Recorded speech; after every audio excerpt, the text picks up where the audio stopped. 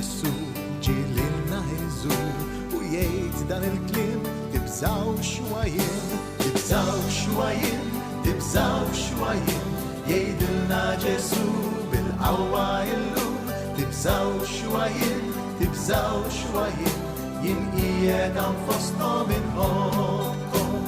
Kristu hawn jitfalna id-dawl, ħalli dawlilna l-ħajjietna.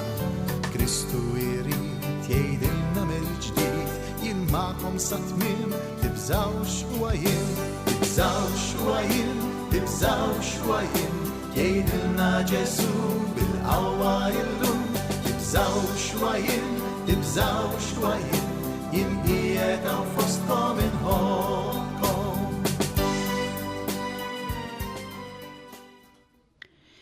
Jien Sister Teresa insellem lilek li se tisma' dan il-programm tibżaw xwajin, il-paċi miegħek. Insejħu fostna Trinità Qaddisa fl-isem tal-Missier u tal-Iben u tal-Ispirtu Santu. Amen. Ekk illum jien eżis semmija nixtieq nagħmel riflessjoni fuq xi kliem tant solenni u tant kuraġġuż li tennihom Kristu b'tant qawwa lid-dixxipli u l-folla li dejjem kien ikun imdawwar biha meta kien fostna. Se noħodhom il-Vanġelu ta' San Mattew kapitlu 6 vers 25 u vers 35. Isimgħu, immaġina dan Kristu jiftaħ fommu u jipponta subajh lejk illum. Ara x'se jgħid.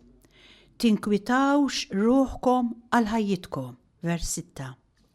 Toqgħodux tħabblu raskom għall-għada għax il-jum ta' għada jħabber rasu huwa lih innifsu.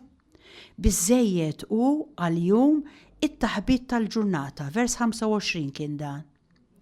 Iva sejrin ibbażaw il-ħin li għandna flimkien fuq dawn il-frażijiet li ħarġu mill-fom tal-maħbub tagħna Ġesu. Huma frażijiet li jimlew lilek u lili b'kuraġġ trement. Iva int li qed tismani u tħossok imbeżza, inkwitata, imtaqla u ilek imxenna jew imxenqa biex xi ħadd jidħol għalik u jserħek u forsi dan ix-xi ħadd għadek qatt ma sibtu. Illum hawn dan il-personaġġ Ġesu li qed jistiednek u jgħidlek: ersaq lejja, jien għandi l-kapaċità li nagħmillek dak li għandek bżonn. Iva semmija, aħna u ġveru kultant inkunu btaqlin, beżana, inkwitati fil-ħajja u jeħtieġ nammettu li ħafna ħin tal-ġurnata aħna nadduh ninkwetaw. Fuq ix? Inkwit fuq il-passat, b'rimorsi tal-kuxjenza li fakruna x'għamilna, nibku forsi żmien li ħlejna u l-iżbalji li ħadna. Għax li kieku kelli nerġa' nitwielet, li kieku kelli nerġa' niżżewweġ, li kieku kelli nerġa' nagħallem jew inrabbi tfal. U ħafna frażijiet minn dawn. Iżda l-inkwiet ma jaqafx biss fuq il-passat tagħna disgrazzjatament. Huwa jinfirex ukoll lejn il-futur. Kieku kellha tmut lill-mara, kieku kellhom jimirdu l-tfal, kieku kelli nitlef il-post tax-xogħol, kieku kellu jseħħ diżastru naturali. Għalhekk nistgħu ngħidu li qed ngħixu l-ħin kollu f'tensjoni. Iva tensjoni bejn il-passat u l-futur u qatt mu qed iseħħilna ngħixu bil-kwiet il-preżent tagħna. Allura x'jeħtieġ nagħmlu eżis semmija? Aħna iva jeħtieġ niskopru li fil-qalb tagħna hemm personaġġ li qed jistedinna nikkalmaw u ngħixu il-preżent għax qed jiġri li bil-biża li kultant ninħakmu minna mhux qed iseħħilna ngħixu tajjeb il-ħajja preżenti tagħna. Hekk jien inħoss li għandna ħafna bżonn nindunaw li teżisti qawwa kbira ġo fina, dik l-istess qawwa li kienet magħna 2000 sen ilu li tista' tgħinna nelbu din il-biża, dan it-tħassib li għandna mill-preżent, mill-passat u anke mill-futur. Iva jeħtieġ li nippurifikaw il-ħsibijiet tagħna u niffukawhom fuq dan Ġesu. Ekkejja eżis semmija, nindunaw li dan Alla li libes il-ġisem tagħna u ġie jgħix fostna l-bnedmin u li llum qed nirriflettu fuq il-frażijiet tinkwetawx, tħablux raskom li b'tant ħlewwa ħarġu minn fommu. Dan l-istess personaġġ jinsab ġo fik u ġo fija u qiegħed hemm kontinwament jistennina biex nibdlu l-idea tagħna dwaru, nindunaw li hu lest biex jenna. Ejjew, għax wara li nagħmlu din il-purifikazzjoni ta' ħsibijiet, għax forsi kultant ikollna ħsibijiet imniċsa u mċajpra dwar Alla li ħloqnihom mal-medda ta' żmien ta' ħajjitna. Ejjew nindunaw li ġo fina, ġo dan il-post ġewwieni jeżisti dan l-istess Ġesu, ħalli hekk jibda jsir għalina post invitanti. Post fejn inkunu nixtiequ nidħlu u nimirħu u niggranfaw miegħu. Iva, il-post ta' ġo fina, il-ġewwieni tagħna jibda jiġbidna aktar minn qatt qabel. U jekk forsi qabel kien iwerwirna, illum jibda jsir post fejn nixtieq nidħol u nammar ma' dan Ġesu li jħobbni immensament u li jgħidli kontinwament tibżax huwa jien. Fil-ġewwieni tal-qalb tiegħi u tiegħek dan il-post jibda jsir post il-mistrieħ fejn jien u int inħossu l-bżonn li nqattaw ħin mhux ħażin miegħu. Il-koll għandna jkollna ċar f'moħħna li f'dan il-post jammar Alla li lili u lilek iħobbna kif aħna, iħobbna bimħabba bla qis. Iżda jew nagħmlu pass il qudiem. Fija jammar Alla. Dan xi jfisser? Ifisser li dak li jammar fija mhux xi bniedem, iżda Alla. Alla l-aktar għoli u qawwi, kbir u majestus. Mela x'jonqosni jien? Għaliex għandi nibqa' nibża mill-passat u mill-futur? Jekk nifhem sew dak li jammar fija, nista' nifhem x'potenzjal qawwi għandi jiena. Jekk Alla u fija, min għandi nibża? Jekk Alla u fija, x'jonqosni jiena? Jekk Alla u fija, kif qatt nista' nibqa' waħdi mazza fil-ħsibijiet, fit-tħassib u l-inkwiet tiegħi. Jekk Alla u fija, xemm li ma nistax nilħaq u nwarrab minn dak kollu li qiegħed iżomm nimbeżza. Alla huwa dak li huwa b'saħħtu tas-sew u dak li ma jinbidilx.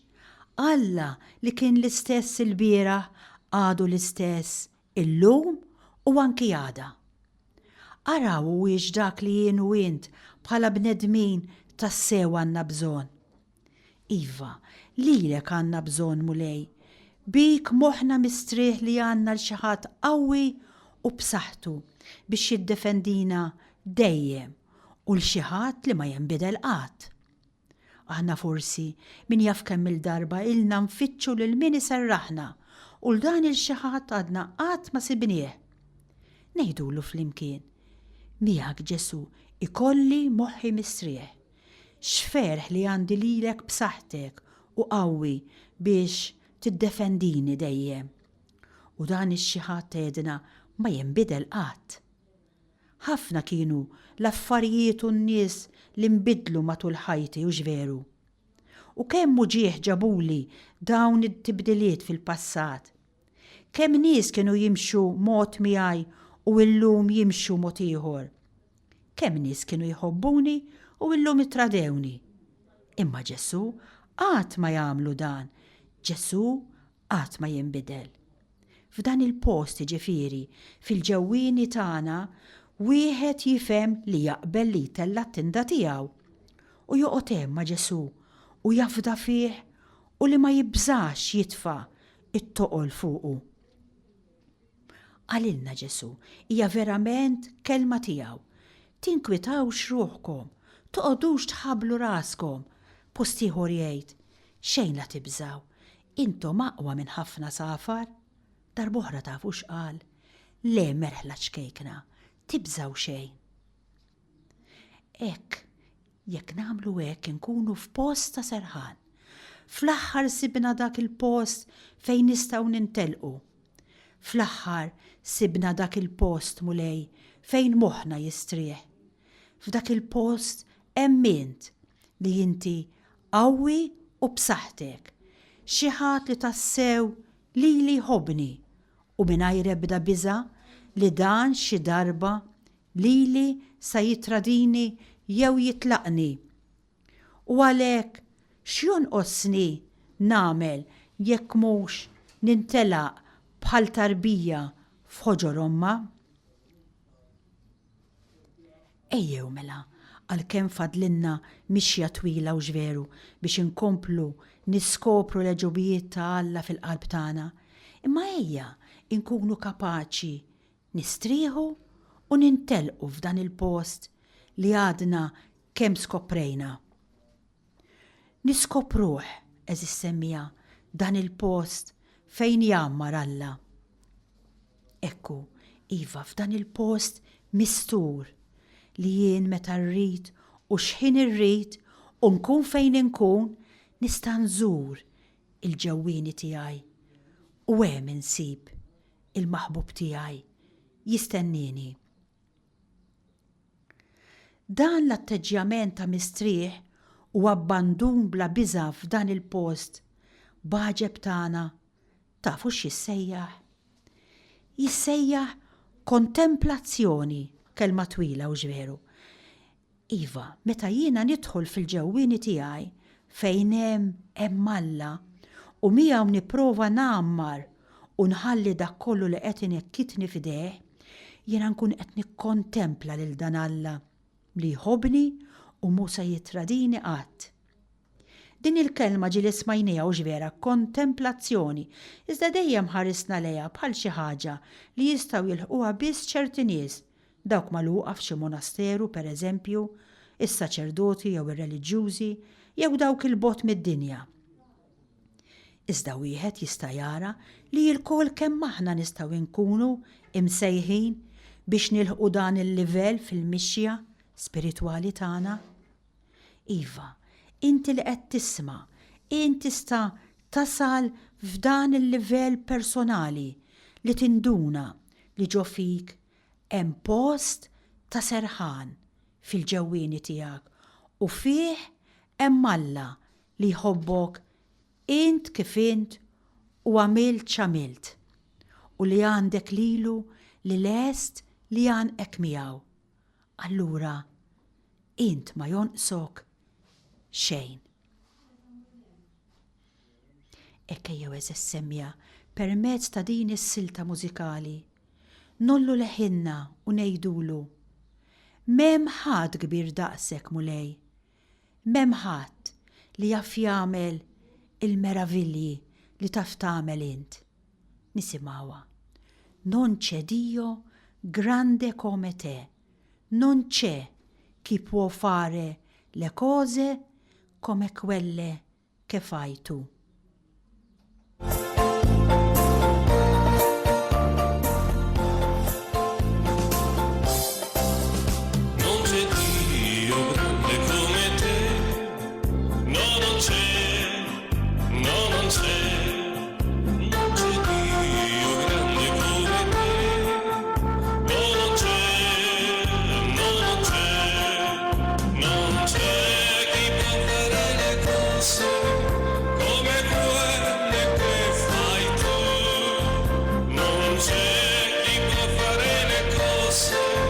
Come quelle che fai tu, e per potenza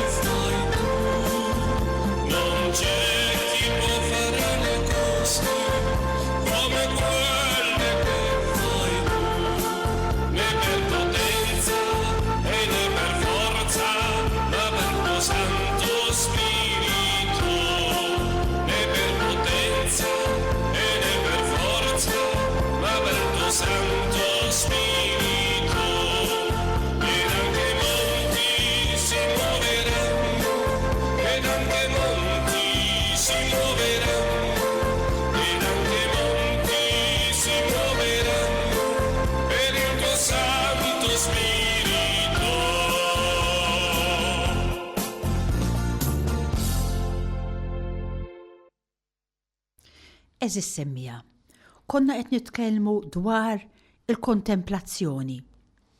U jien nistaqsi, wara kollox, x'inhi li tikkontempla l-Alla jekk mhux dan l-ammandun u t-telqa f'idejn dan l-istess salla wara li nġarbu din l-imħabba kbira bla tarfa lina, din il-ħlewwa, din il-kompassjoni li għandu għalina, din il-komprensjoni fil-konfront tagħna.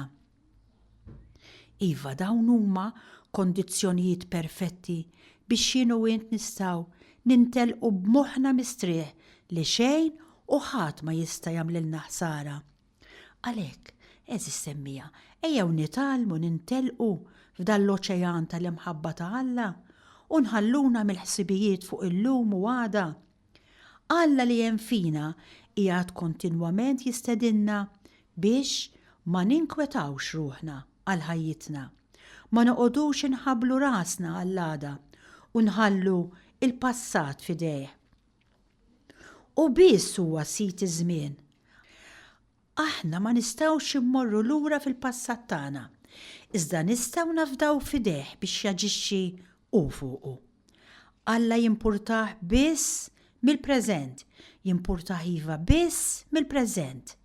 Ejjew nifhmu għadin u l-passat tagħna jiddependi biss minn kif jien inħares lejh u kif ħallejtu ibiddilni llum. Alla jaf ħi l-qalb tiegħi u tiegħek u jaf kemm iddispjaċini għall-iżbalji li forsi għamilt u kif kont sa nerġa' naġixxi kieku kelli ngħix l-istess sitwazzjonijiet. Hekk jekk inti qed tismani fil-ħajja tiegħek, kellek fil-passat ħajja qarsa u issa inti sibt lil mulej, hekk issa l-mulej qed jistiednek biex tiggosta iż-żmien preżenti. Alla jaf il-qalb tiegħek ta' u jaf ukoll li jint tant iddispjaċik li tixtieq kważi terġa' tibda tgħix ħalli dak iż-żmien ma tgħixux kif għextu, imma tgħix hekk il-kuntentizza li qed tgħix issa fil-preżenza tiegħu. Eżis semmija, il-ħalliel it-tajjeb fuq in-naħa tal-lemmin ta' Ġesu tiftakruh għandu messaġġ qawwi x'jagħtina. Dan il-ħalliel kellu l-passat ċar quddiem għajnejh. Iżda quddiem dik ix-xena ta' mħabba ta' Kristu wasal ukoll għall-indiema perfetta tiegħu. Quddiem dik il-kidba li waħħal Pilatu li tajt Ġesu Nazzarenu Sultan tal-Lut. Dan il-ħalliel għaraf li jinsab quddiem sultan qawwi u setan u li hu kapaċi joffrilu l-passat mistmer tiegħu biex dan Ġesu min-naħa tiegħu ifejqu u jsalvah. U hekk ġara kif nafu. Il-ħalliel fieq mill-passat tiegħu u kien iġġudikat fuq il-preżent tiegħu. Il-preżent tiegħu kien dak il-mument li qallu ftakar fija meta tkun fis-saltna tiegħek. Anqas biss kellu bżonn jingħata żmien biex jipprova din l-indiema tiegħu. Nafu li jidejn il-ħalliel u saqajh kienu msamra. Mela dan ifisser li għal Ġesu kien jgħod l-istat interjuri tiegħu ta' dak il-ħin. Fil-qalb tiegħu dan il-ħalliel akkost ta' dak kollu li jagħmel ġieħ mument ta' dispjaċir u fuq dak huwa salva. Għalhekk aħna wkoll hemm bżonn li noffru l-inkwiet, il-biża', it-taħbit preżenti tagħna flimkien mal-passat tagħna lil dan il-mulej u nħallu lilu joħroġna minnu. Niddeċiedu u immorru għandu. L-istess jgħod tal-semmija u l-biżat li għandna minnu. Ejjew inħallu fidejn Alla il-futur tagħna.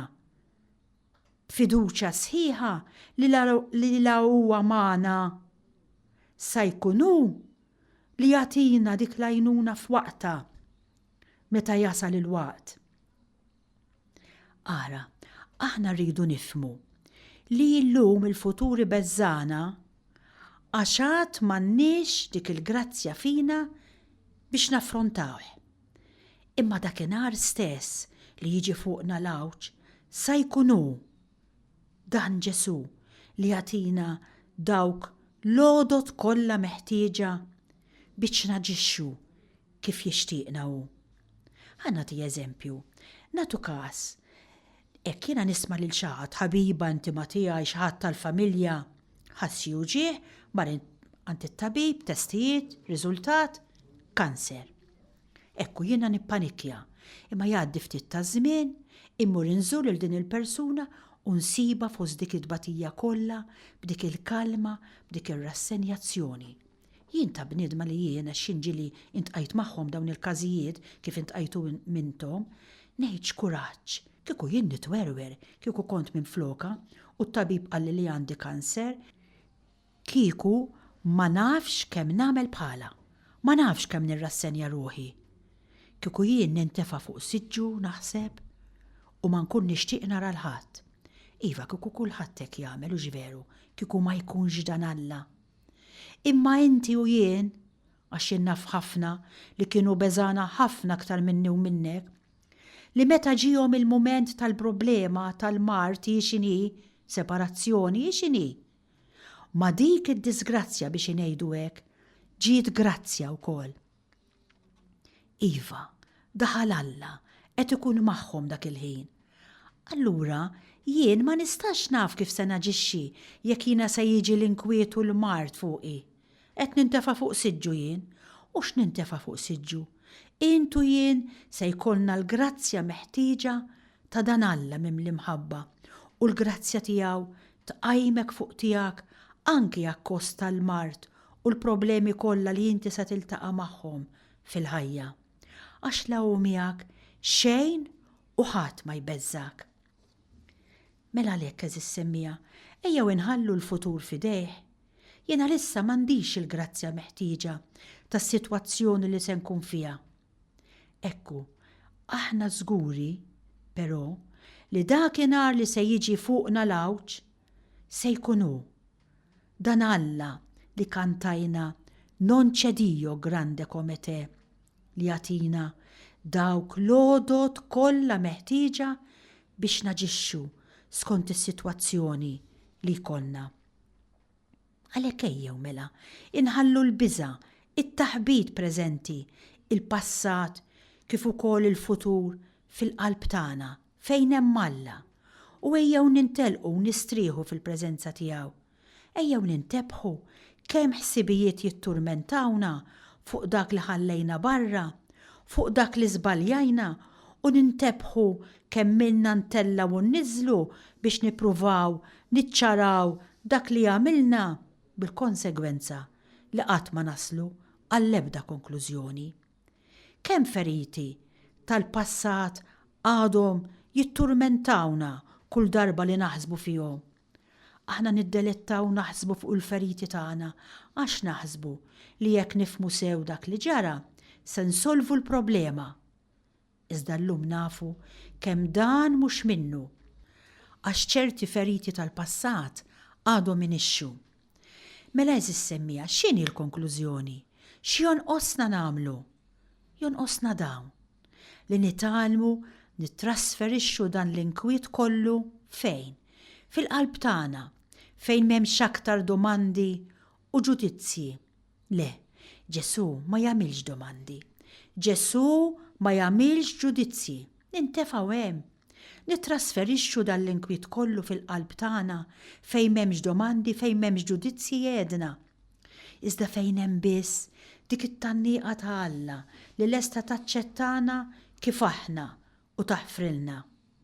Hija biss eżis semmija wara din l-esperjenza ta' mħabba li xi ħaġa fina tista' tinbidel.